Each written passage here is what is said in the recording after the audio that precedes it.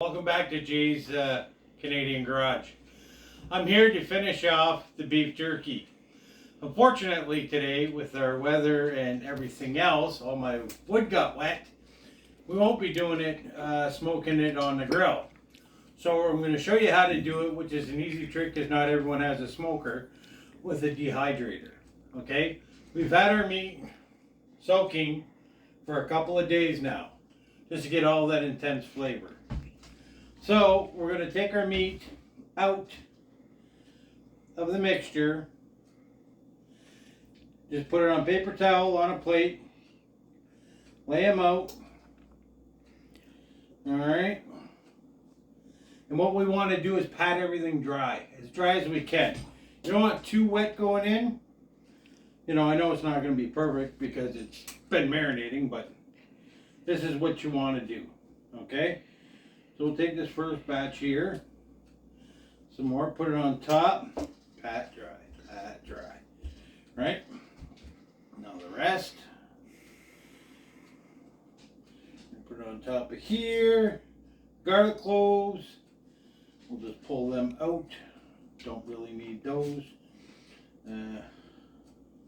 You're not going to taste right, you know what I'm saying? Sorry, I'm kind of looking down as I'm doing this just because I'm trying to see what the heck I'm doing.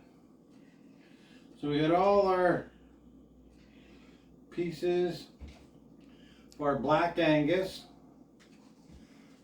on these. One second, I just gotta wash my hands here. Yes. Cleanliness is next to godliness. Alright. So we'll take some more paper towel, put it on top. Pat dry these. Pat dry. Okay, then I'm going to take a little bit more. I know it seems like a lot, but paper towels better than using your towelette or your towels for your kitchen and doing it on, because when that goes in the washer, the wife usually screams at me. So we're not going to do that. Not today. All right. So we'll pat this dry. Be back in 1 second. Go. Alright, here we go. I got the dehydrator out here. Okay? All we're going to do is take our meat, put it around. We got multi-layers, so doesn't matter. Space them out. That's what you want. Spaced out, not too tight. You leave them too tight, doesn't work out right. You're going to get a couple that won't cure properly. So we're going to put this on here. Just put a little here, a little there. This batch here, I didn't do the biggest batch. This will probably be about 2 layers. I'm thinking maybe 3, but 2. For sure. I know this is the boring part. What can I say? But anyways, instead of having if you don't have a smoker, this is the way to do it if you have a dehydrator. You can also do it in the oven. You just gotta go low and slow in the oven. Put it on a rack so you got flow or airflow all around the meat. And when I say low and slow, put it in at about 185 to 200 degrees, and it's gonna sit for 4 to 6 hours in the oven. On this will run at about 200 to 225, and it'll take approximately 4 to 5 hours. But we check it along the way just to make sure. There's nothing worse than what we're doing it. So we're going to start our second rung here. Alright. You know, this is kind of the boring part, right? I was going, oh, this is the boring part, Jay. I'm going, I know, I'm doing it. So let me finish putting this in. I'll show you when it's done, and I'll show you what we do from there. Done now. Everything's, I got 3 racks here. As you can see, I spaced everything out because you don't want everything too tight, right? So now we'll put it on this dehydrator. We're going to let it go for, like I say, 4 to 5 hours. Check it though. When it's still, you know, as it's starting to crisp up, when you still got a little wiggle in it, right? Grab one, pull it apart. Look at the chart or the, you know, the ring in it. It should be all done, okay? It's your preference if you like jerky tough, if you like jerky a little more tender. All in your own preference. When it's done, I'll put up another little post just to show you it done the way it turned out. But anyways, that's it for now. This is my jerky. I hope you enjoy it. Try it out for yourselves. And I'm going to put the lid on this, plug this in, and away we go. We'll talk to you soon. Again, Jay's Canadian Garage.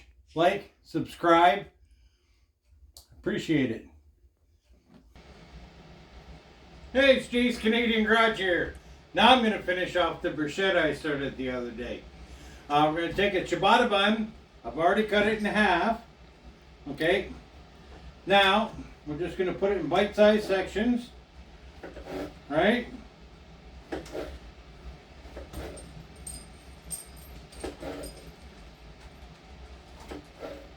Sorry it took me a minute to get these back up. Easter and all. You know how it is. Okay. Now I'm going to take a tray with foil on it. You place them in. Doesn't matter if they sit perfect or not. Open them up. You just open them up, the two halves. This is a wonderful snack. Oh my God. Great appetizer as well. Now, first things first. Olive oil. We're going to drizzle the bread in olive oil. Not heavy, just a little drizzle on everything. Make sure everything's got a little bit. Okay? From there, our mixture we made. Now we're just going to put the mixture all over.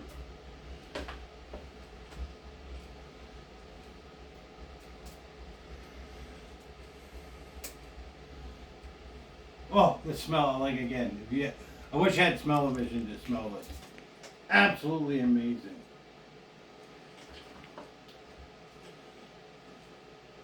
So you just spread it all over every piece. You can go really heavy or not. Whatever you like. Heavy. Your preference. Heavy. My wife likes it heavy. It's But like I say, it's your preference. It's delicious. Yes. Everyone loved it for Easter. I made a whole bunch. That's why I didn't film. For the family. But as I already said on the R's line, if nobody heard me, I did a lot of cooking for Easter. So that's all done. Okay? Now what I like, you can put whatever kind of cheese you want on it. But cheese we prefer is extra old. An extra old cheddar. You wouldn't believe what this does with this mixture of tomatoes and everything else, the bruschetta mixture itself. The extra old complements it so well. You know, a lot of people go, ooh, that's extra old. I don't like extra old. Try it. Try it. It's delicious. Because I never used to like extra old, and I love it now. Yep. So we got our extra old on there. Not too heavy, but, you know, it's going to melt right as soon as it gets in the oven. And then what I do for a topper, just to make it really nice, fresh parm. Fresh. Not out of the can, fresh. If all you got is a can, you can use that, but fresh parm goes so much better with this. We just shred it up ourselves. We buy big blocks of it. And it's way cheaper if you buy a big block of it than buy the prepackaged. So, there you have it. Bruschetta is all done, all ready to go. Put it in the oven at 350 for about 20 minutes. It'll be set. You'll have a nice good crust. Everything will be melted on. And it'll be absolutely delicious. So I thank you again for watching Jay's Canadian Garage. Like, subscribe, and share. Would be much appreciated. To everyone, cheers. We'll talk to you soon. Hey, welcome to Jay's Canadian Garage. Time to do a small brisket. Everyone's been asking me about it. I'm going to show you. Okay? First off, we got a little brisket. This isn't the big thick one. Butcher cut this small one. I said I'll take it because I know I can make it work. Okay? As you can see on the brisket, all this fat in here. Okay, and this top fat, we're going to cut that down so we leave maybe about a 1/4 inch. You only want about a 1/4 inch of fat. And then what we're going to do is we're going to cut off, square this up so it's nice. Okay? So instead of showing you all, all the cutting you're going to have to do, right? I just use a fillet knife and I just kind of run it, like that. And you're just going to go in sections, right? Bam. Because you don't want too much fat. If you got too much fat, it ain't going to cook properly. Alright. Wash your hand. Oh yeah, I'm good. Okay, as soon as I'm done this, I'm going to come right back. Alright, here we're back. Got it trimmed pretty much up. You got to leave a little fat on here. We tried to take the silver skin out of it. Now we're going to season it. Okay? I trimmed it up so it's as square as it can be. Right? Because that's the way you want it. Like that. Okay? So I got a mixture here. 4 tablespoons salt. 4 tablespoons pepper. 2 tablespoons onion powder. 1 tablespoon garlic. 1 tablespoon paprika, and 1 teaspoon of chili pepper, which is basically Thai chili and habanero. We make it a little spicy, okay? Now you got your brisket done up. Making sure everything is incorporated.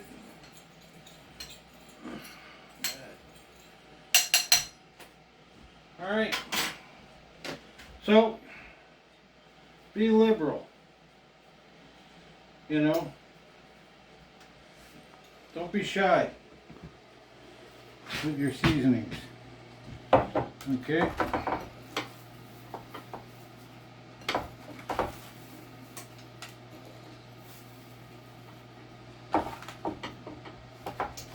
Okay, you want it everywhere.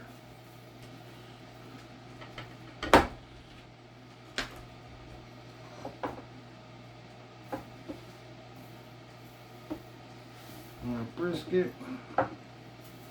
This is going to be beauty. I wish I would have got the full brisket, but fortunately I did not. This one, he just gave me this one, but I can make anything work.